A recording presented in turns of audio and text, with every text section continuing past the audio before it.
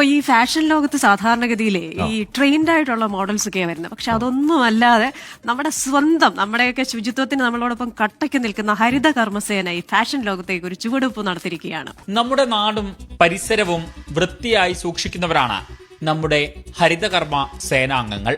മാലിന്യം ശേഖരിക്കുകയും അത് സംസ്കരിക്കുകയും ചെയ്യുന്ന നമ്മുടെ ഈ സേനാംഗങ്ങൾ അവരുടെ ജോലിക്ക് ഒരു ദിവസത്തെ അവധി നൽകി. പിന്നീട് നടന്നത് ചരിത്രം.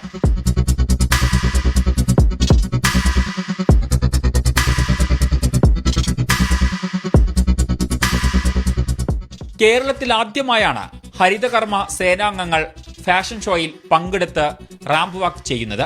36 പേരാണ് മത്സരത്തിൽ പങ്കെടുത്തത്. അടിപൊളി, സൂപ്പർ. ഇങ്ങനെ പ്രതീക്ഷിച്ചിട്ടില്ല, പക്ഷെ വന്നപ്പോ സൂപ്പർ. ഇനി അതിന്റെ എന്താ പറയാ, ബാക്കോട്ടേ ഇല്ല, ഇനി എപ്പോ ഉണ്ടെങ്കിലും ഞങ്ങൾ കേറിയിരിക്കും. അടിപൊളിയാ. മാലിന്യം ശേഖരിക്കുന്ന ഞങ്ങൾ ഈ ഒരു ലെവലിൽ എത്തണം എന്നുണ്ടെങ്കിൽ അതിന് കോർപ്പറേഷന്റെ നല്ല സപ്പോർട്ടിങ് ഞങ്ങൾക്കുണ്ട്.